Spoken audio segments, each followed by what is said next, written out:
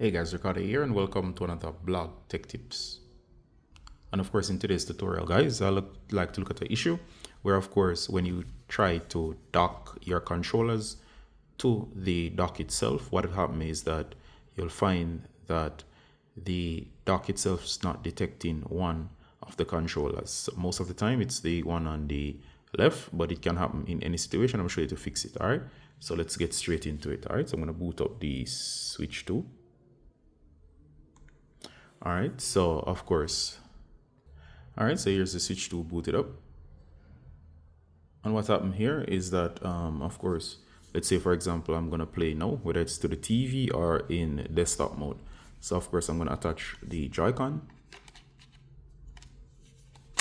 There you go. One is connected and you can see it's detected.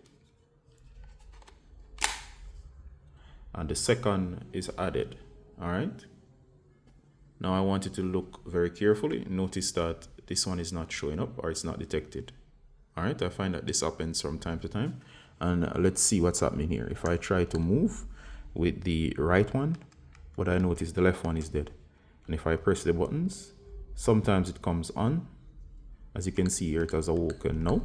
But sometimes what you gotta do is when it behaves that way, is to go ahead and disconnect it and reconnect it. Let me show you what I mean. All right, so if it's not working, simply disconnect the one that's not working. All right, and then try to reconnect it. So it doesn't always awaken the same way. I'll try to reproduce the problem to show you what it's like.